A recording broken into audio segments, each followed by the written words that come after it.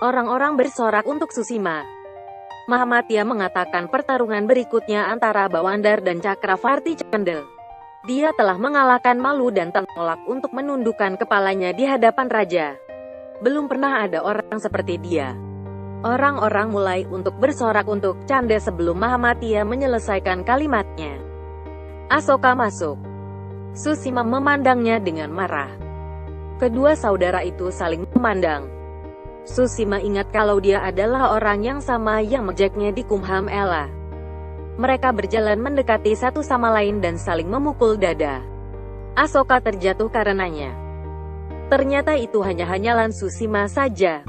Carumitra yakin itu bukan Cakravarti Canda tapi putra Dharma, Asoka. Mataku mengenalnya dengan baik. Dia memiliki tekad dan keyakinan yang sama. Asoka memandang Carumitra. Dia ingat bagaimana ia menuduhnya menggunakan sihir hitam untuk membunuh ibunya. Selanjutnya Asoka memandang Susima. Pertarungan dimulai. Asoka mengalahkan Bawandar. Bindusara menyatakan bahwa Canda sangat gesit. Sungguh luar biasa. Semua orang terus bersorak untuk Canda. Siamak juga datang ke sana. Ia berpikir kalau hanya Asoka yang bisa membawa senyum di wajah Bindusara. Tekad Asoka tampak lebih kuat daripada sebelumnya. Asoka memenangkan kompetisi. Susima mengatakan ia masih saja menjadi favorit orang-orang. Hanya orang tak berguna yang mendapat tempat di hati orang-orang yang tidak berguna. Jagannath memerintahkan pasukannya untuk beristirahat untuk sementara waktu. Jagannath menyuruh Bella memeriksa Kaurvaki. Bella mengatakan dia masih tidak sadar. Jagannath mengatakan dia akan jauh dari Asoka untuk selamanya mulai besok. Helena mengatakan bumi berwarna merah dengan darah sekarang. Pegunungan akan berbenturan satu sama lain. Apalagi yang akan terjadi sekarang ketika Asoka dan Susima akan saling berhadapan. Susima menang atas pesaing lainnya.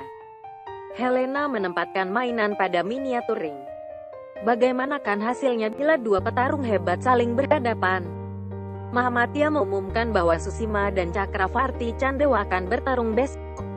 Susima tidak pernah membiarkan para lawannya tetap hidup sedangkan Canda membiarkan semua lawannya tetap hidup. Siapa yang akan memenangkan gelar Mahayuda Magadha akan diputuskan besok. Helena mengatakan keputusan tidak akan ditentukan besok. Hal itu sudah dilakukan di masa lalu. Anak-anak Maurya akan saling bertarung. Perang akan sangat menakutkan. Bagaimana dia akan membunuh pembunuh gurunya? Siamak akan memenangkan pertarungan antara dua singa. Dia memukul miniatur Susima dan Asoka dan menempatkan boneka Siamak di atas tahta. Acarya mengatakan akan sulit untuk mengetahui apa yang akan terjadi besok. Kekuatan Susima mungkin besar. Dia jauh lebih kuat daripada manusia biasa. Nayak yakin kejahatan tidak bisa menang melawan kejahatan. Asoka memiliki dharma dan kebenaran. Ia selalu menang dengan itu. Api di dalam dirinya akan memberinya kekuatan untuk melawan Susima.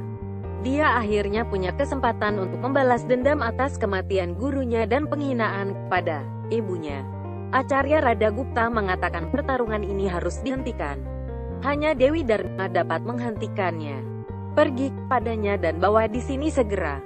Nayak mengatakan kalau kita ingin Asoka daling berhadapan.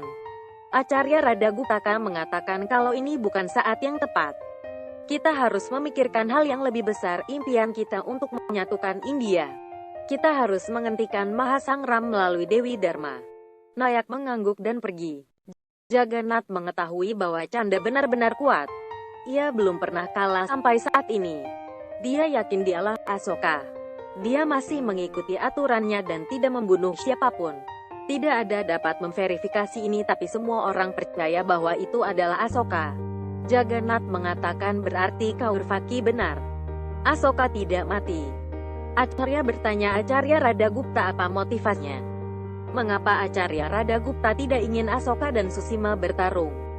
Dewi Dharma tidak ingin Asoka kembali ke Patliputra sampai dia bisa mengendalikan kemarahannya. Dia tidak menyadari sampai dia ada di sana. Ia harus datang sekarang karena dia sangat dibutuhkan. Aku membiarkan dia ke sini karena itu penting untuk takdirnya. Dewi Dharma tidak akan membiarkannya bertarung sehingga bisa menyelamatkan memenangkan kompetisi ini. Kita harus waspada sampai dia berada di sini. Asoka mungkin telah memutuskan untuk menunggu sampai besok akan berhadapan dengan Tsushima. Tapi aku yakin Tsuchiya tidak akan menunggu. Ia akan mencoba apapun untuk mencelakai Asoka. Bella menawarkan air kepada Kaurvaki. Kaurvaki memahami rencana dia dan ayahnya. Dia melempar kaca dengan kemarahan. Bella mengatakan, saya merasa takut. Kaurvaki mengatakan, kamu lebih baik memberiku racun saja. Kamu telah sangat menyakitiku dengan melakukan hal ini. Aku tidak bisa membayangkan kalau kamu melakukan hal ini kepadaku. Rasa sakitku, kerinduanku telah aku bagikan kepada Anda bahkan lebih dari ibuku. Kamu tahu tentang pertapaanku yang menjadi nyata namun kamu menipuku. Aku telah menganggapmu sebagai adikku. Mengapa kamu melawanku? Untuk apa?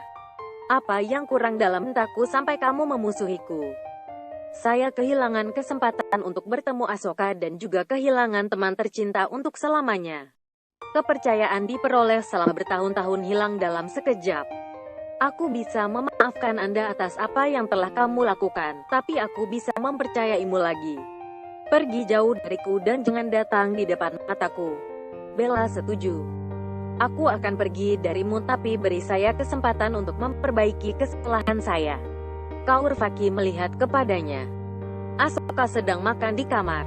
Acarya berdiri di sampingnya. Asoka mengatakan, ini hanya mengingatkanku betapa sederhananya hidup dan berpikir besar sangat berguna untuk hidup. Garam hilang. Acarya mendekatkan semangkuk garam ke piringnya. Asoka berterima kasih kepadanya. Asoka meminta sesuatu sekali lagi. Acarya pergi untuk mendapatkannya. Asoka mengatakan bahwa arti pentingnya makanan yang dimasak oleh ibu hanya bisa dipahami bila Anda berada jauh di rumah.